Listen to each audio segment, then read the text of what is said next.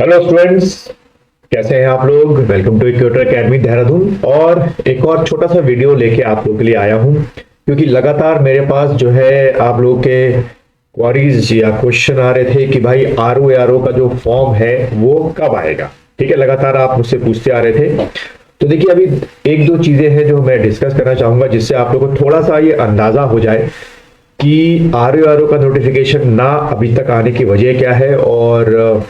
कब तक ये फॉर्म आ सकता है। तो देखिए, आप यहाँ पर देख रहे होंगे मैंने न्यूज़पेपर की दो कटिंग्स को रखा है। ये जो पहली कटिंग है ये आपकी 1 अक्टूबर को जो है वो पब्लिश हुई थी, और दूसरी कटिंग जो है ये आज की है, 2 अक्टूबर को ये पब्लिश हुई थी। तो देखिए, जो पहली अक्टूबर को पब्लिश हुई थी उसमें अगर आप देखें क्या लिखा हुआ है, पीसीएस परीक्षा संशोधित कट ऑफ लिस्ट पर रोक। ठीक है, यानी कि अभी जो महिला आरक्षण जो है जिसको चैलेंज किया गया था, फिर हाई कोर्ट ने बोला कि जो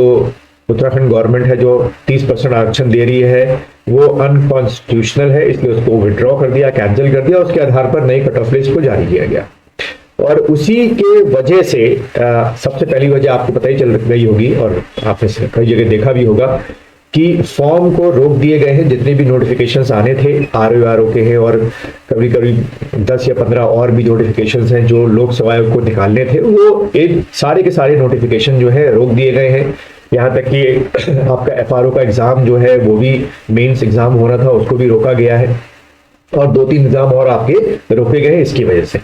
यानी कि माननीय नैनीताल हाई कोर्ट में अभी ये मसला जो है वो अभी पेंडिंग है, हेयरिंग चल रही है। इस कारण ये एक सबसे बड़ा कारण है कि आपका आरओ का नोटिफिकेशन जो है वो अब तक नहीं आया, वरना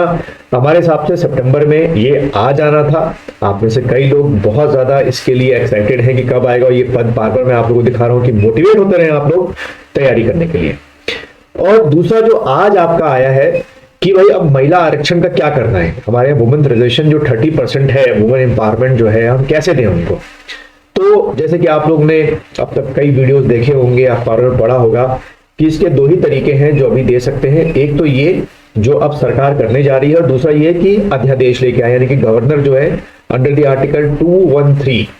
आपका एक अनुच्छेद आर्टिकल होता है 213, जिसमें जो स्टेट का गवर्नर होता है वो क्या इशू कर सकता है, ऑर्डिनेंस इशू कर सकता है, अध्यादेश इशू कर सकता है। तो सरकार चाहती तो अध्यादेश भी लेके आ सकती थी गवर्नर। जिस दिन हाई कोर्ट का डिसीजन आया था कि उन्होंने 30% आरक्षण को अनकॉन्स्टिट्यूशनल डिक्लेयर कर दिया था, उसी शाम को अगर सरकार चाहती तो गवर्नर के थ्रू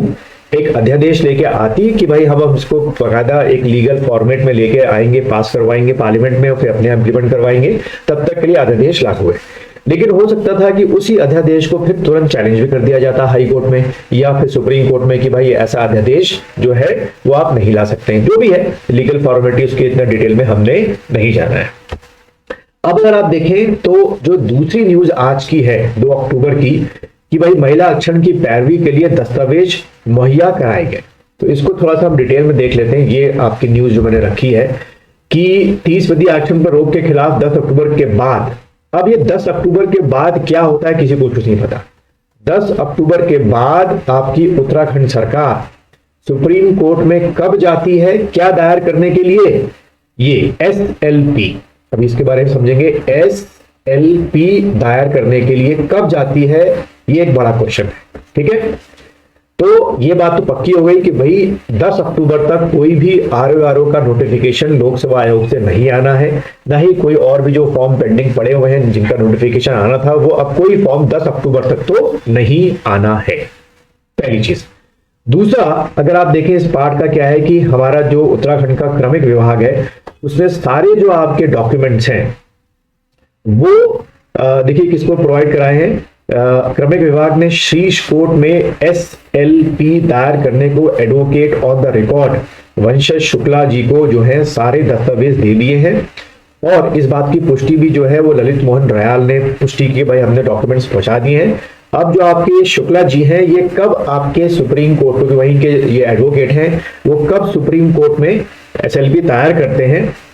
लेकिन ये बात तो है कि 10 अक्टूबर तक जो है अभी कोई SLP दायर नहीं होगी, क्योंकि 5-6 तारीख तक तो आपकी छुट्टी है, फिर 7-8 को भी कोई छुट्टी पड़ रही है आपकी, तो 10 तारीख तक तो कोर्ट खुल रहा है, बंद हो रहा है, ऐसे करके छुट्टियां हैं। तो एज यूजुअल है कि छुट्टियों के बीच में नहीं होगा और कोर्ट भी शायद बंद है आपका 10 तारीख तक। तो 10 तारीख के बाद ही एसएलपी दायर होगी और मोस्ट प्रॉब्ली 11 अक्टूबर को शायद एसएलपी दायर कर दें, depends upon the Shukla ji. तो 11 हम मान के चलते हैं, जितनी जल्दी हो सकेगी एसएलपी दायर होगी उतना अच्छा है आप लोगों के लिए। दूसरी चीज एसएलपी होती क्या है, अगर हम इस चीज को समझें तो देखो एसएलपी क्या है। Special leave petition in India holds a prime place in the judicial of India and has provided as a residual power in the hands of Supreme Court of India to be exercised only in case when any substantial question of law is involved or gross injustice has been done। तो दो ही base हैं, या तो उत्तराखंड में महिलाओं को जो 30% आरक्षण माननीय नैनीताल हाईकोर्ट ने जो है वो उस पर बैन लगाया है, अगर कुछ उससे ग्रॉस इनजस्टिस दिखता है तो ही जाके सुप्रीम कोर्ट हाई कोर्ट के डिसीजन को कैंसिल करेगी, या अगर सुप्रीम कोर्ट को लगता है कि नैनीताल हाई कोर्ट के जजमेंट से कोई substantial question of law raise हुआ है तभी वो क्या करेंगे, हाई कोर्ट के जजमेंट को कैंसिल करेंगे और फिर आगे जो हियरिंग है या जो आप कह सकते हो लॉजिक्स हैं किसकी, जो हमारे शुक्ला जी हैं जिनको हमने सुप्रीम कोर्ट में रिप्रेजेंट करेंगे 30% आरक्षण को लेके, उसके बाद होगा। फिर जब वो सुप्रीम कोर्ट ऑर्डर देगा तो फिर हम दोबारा से जो यहाँ की कर्मचारी विभाग है वो लोक सेवा आयोग को ये आदेश भेजेगा, फिर वो उसके हिसाब से 30% रिजर्वेशन के हिसाब से जो नोटिफिकेशन है वो इश्यू होने शुरू होंगे। तो मुझे लगता है कि शायद इन सब कार्रवाइयों में 20 अक्टूबर के आसपास टाइम लग जाए, और कहीं कुछ अगर काउंटर में कुछ अगर लॉजिक आ गई तो फिर तो गए काम से, फिर तो और लंबा खींचेगा। फिर तो वही प्रोसेस है कि जब आपका भी ये विंटर सेशन चालू होंगे तो फिर पार्लियामेंट में बाकायदा जो है एक बिल आएगा, फिर बिल पास होगा, फिर उस बिल पास होने के बाद तब जाके उत्तराखंड सरकार जो है 30% आरक्षण देगी, और फिर जाके हो सकता है कि लोक सेवा आयोग आपका ये फॉर्म निकाले, या हो सकता है कि 11-12 अक्टूबर के बाद ही सुप्रीम कोर्ट तुरंत ऑर्डर दे दे कि हाँ ठीक है हम नैनीताल हाईकोर्ट के जजमेंट को या जो उनका सेंटेंस आया उसको कैंसिल करवाते हैं और तुरंत आपका 30% रिजर्वेशन इंप्लीमेंट हो जाए और अगले ही दिन आपका क्या आ जाए, फॉर्म। तो ये एक कहानी मैंने आपको बताई, जो ये कहानी यहाँ के सभी अभ्यर्थियों के साथ खेली जा रही है कि पहले तो 4-4 साल 3-3 साल या 5-5 साल तक कोई फॉर्म नहीं आते हैं, और अगर फॉर्म आते हैं तो जैसे पिछले साल फॉर्म आए कि लगातार फटाफट आपके सबके एग्जाम शुरू हो गए, चाहे लोअर हो, अपर हो, एफआरओ हो, असिस्टेंट प्रोसिक्यूटर ऑफिसर हो, और फिर उसके बाद जब मेंस एग्जाम होने के होते हैं तो इस तरीके की जो बाधाएं हो बीच में आ जाती हैं। ठीक है, क्रमिक विभाग को इस बात का एहसास हो रहा ही होगा कि भाई ये 30% रिजर्वेशन जो इतने सालों से देते आ रहे हैं ये कोई कॉन्स्टिट्यूशनली जो है पार्लियामेंट के थ्रू पास होकर नहीं आया, एग्जीक्यूटिव ऑर्डर चल रहे हैं, किसी ने चैलेंज नहीं किया, ये भी बड़ी अजीब सी बात है, और अभी अचानक से चैलेंज होने शुरू हो गए। तो कहने का तात्पर्य यह है कि बच्चों अपनी तैयारी अप टू डेट रखो, क्योंकि मैं बार बार आप लोग को एक बार रिमाइंडर कराता हूं कि जैसे पिछले साल 2021 में लगातार एक लाइन से फॉर्म आए, फटाफट एग्जाम हुए, टाइम ही नहीं मिला बच्चों को तैयारी करने का, ज्यादा 2 महीने 3 महीने का टाइम मिला। यहां भी इस बार भी ऐसे होने वाला है कि ये सारा मामला जब सेटलमेंट हो जाएगा, चाहे माननीय सुप्रीम कोर्ट के थ्रू हो या पार्लियामेंट के थ्रू बिल पास होके हो या गवर्नर के थ्रू ऑर्डिनेंस इशू करके हो, फटाफट फॉर्म आएंगे और 2-3 महीनों में आपके प्रीलिम्स एग्जाम हो जाएंगे, फिर आप खड़े के खड़े हो गए भाई प्रीलिम्स में तो हम तैयारी नहीं थे। तो इसलिए अपनी तैयारी को अप टू डेट रखिए।